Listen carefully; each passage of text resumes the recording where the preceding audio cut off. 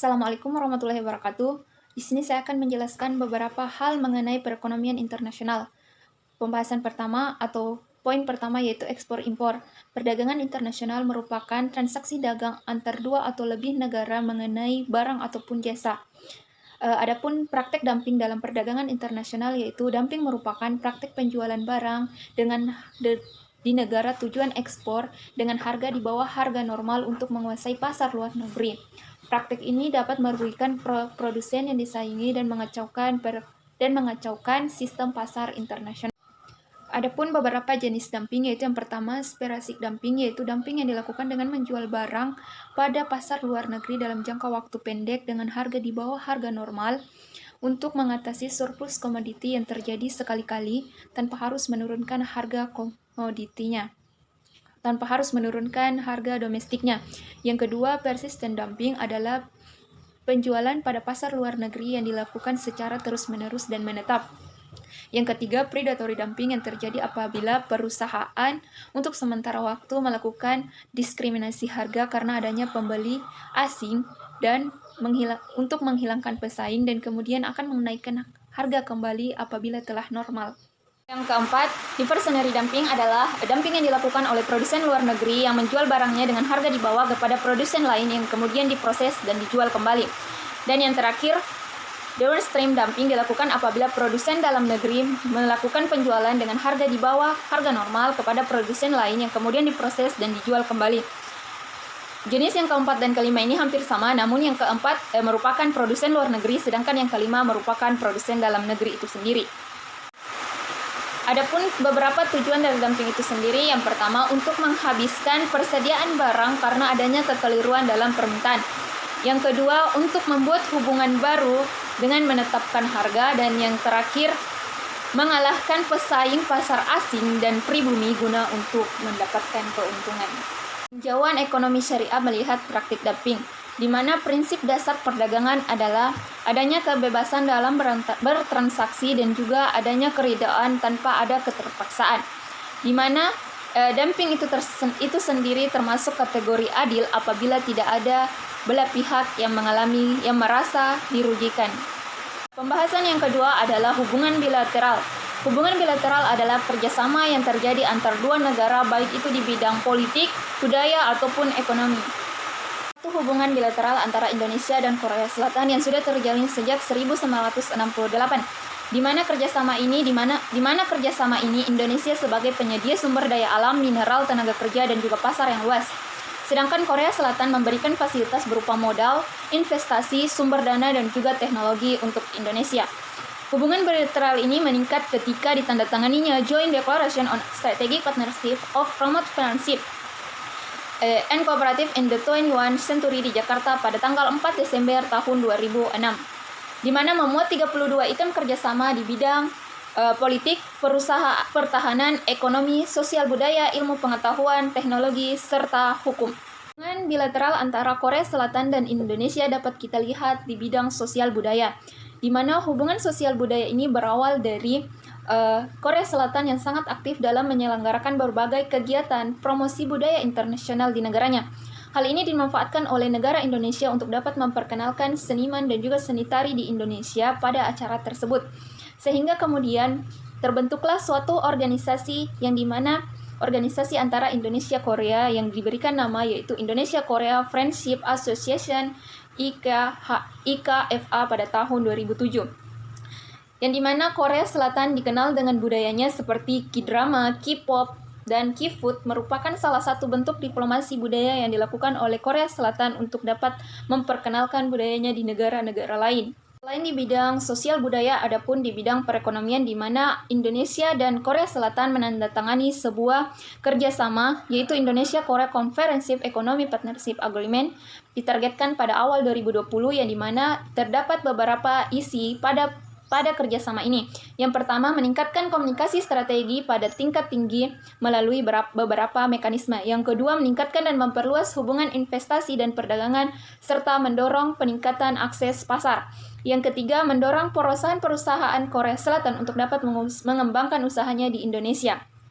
Yang keempat, Korea Selatan mendukung usaha Indonesia untuk dapat memperkuat infrastruktur. Dan yang terakhir, kedua negara sepakat untuk dapat memfasilitasi beberapa aspek di bidang pertumbuhan ekonomi.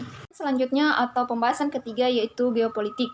Geopolitik merupakan kebijakan politik suatu negara yang memanfaatkan kondisi geografisnya dengan basis penguasaan ruang lingkup demi terjaminnya keberlangsungan hidup dan pengembangan hidup suatu negara yang bersangkutan. Kebijakan obor dilakukan Tiongkok untuk mencapai kepentingan di dunia khususnya di Asia Tenggara. Tiongkok mengejar kepentingan nasional dan mengejar unsur geopolitiknya. Dari kebijakan obor ada kepentingan ekonomi. Kepentingan ekonomi merupakan salah satu kepentingan yang sangat diperlukan untuk dapat melangsungkan hidup suatu negara yang bersangkutan, di mana Tiongkok melakukan kebijakan obor untuk dapat berinteraksi dengan negara-negara lainnya agar dapat mengakses pasar dan sumber dayanya untuk meningkatkan kekuatan ekonominya. Yang kedua, kepentingan politik, di mana proyek obor ini dilakukan untuk Tiongkok untuk dapat memberikan investasi serta sumber modal kepada negara-negara yang membutuhkan agar negara-negara tersebut mendukung Tiongkok sehingga Tiongkok menjadi status internasional menjadi negara besar.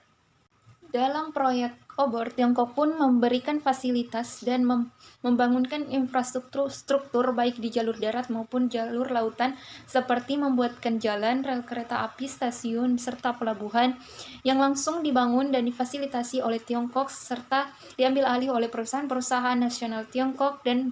Tapi dari sisi negatifnya, perusahaan-perusahaan Tiongkok tersebut tidak memperkerjakan tenaga kerja lokal, namun memperkerjakan tenaga kerja yang berasal dari Tiongkok.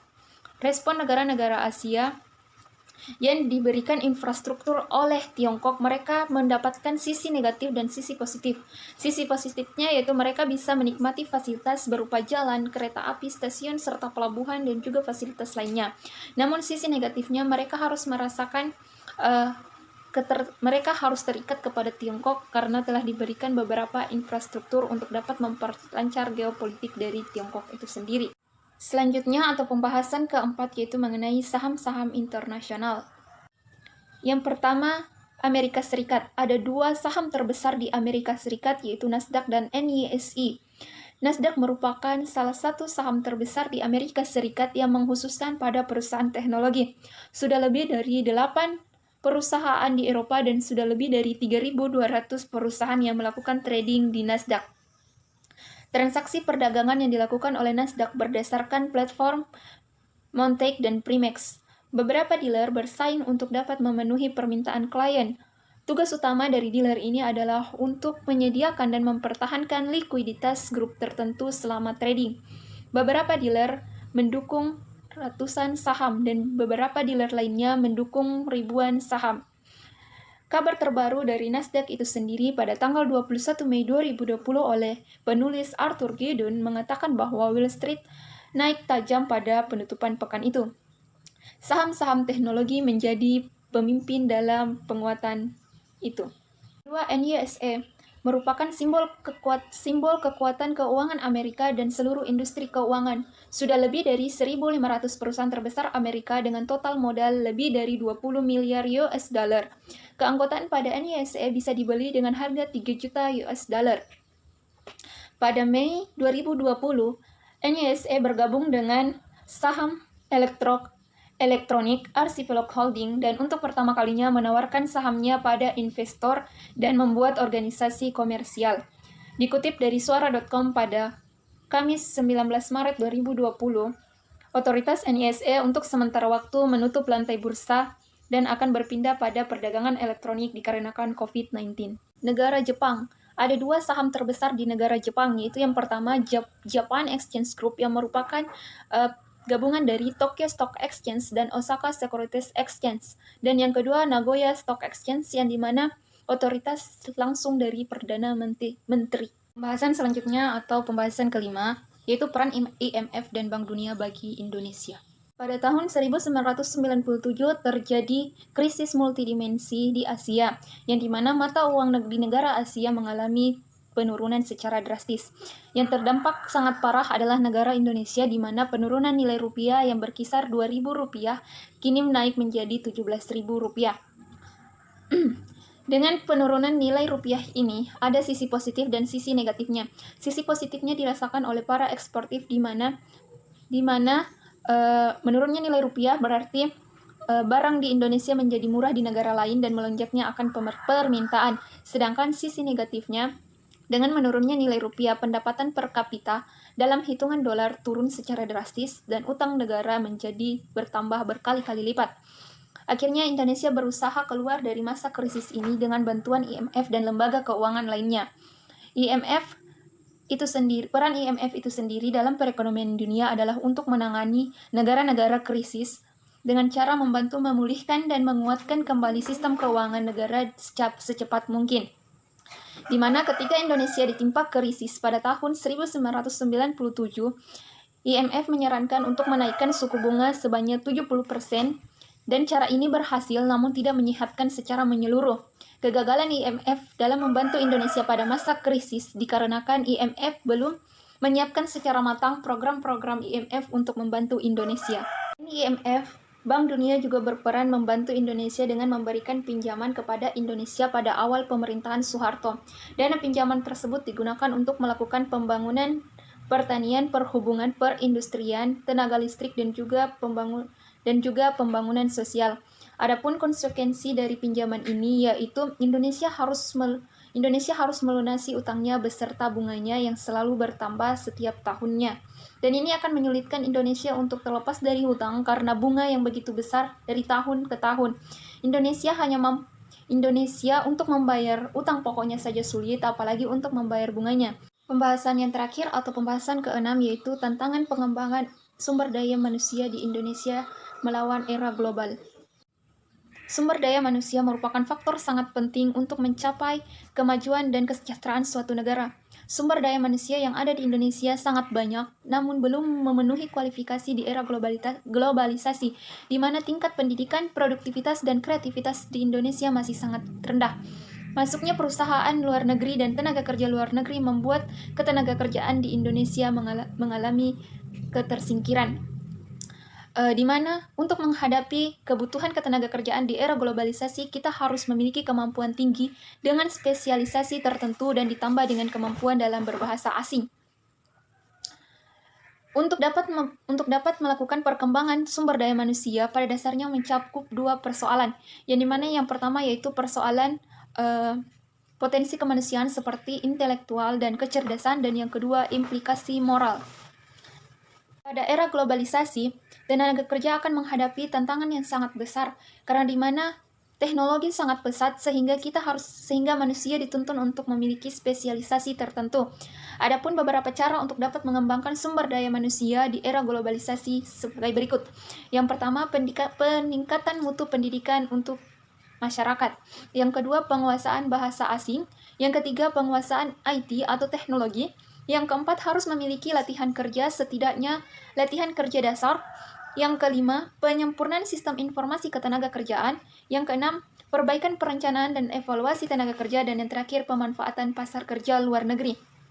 Mungkin itulah tadi beberapa pembahasan tentang perekonomian internasional. Lebih dan kurangnya saya mohon maaf. Dan saya akhiri, wassalamualaikum warahmatullahi wabarakatuh.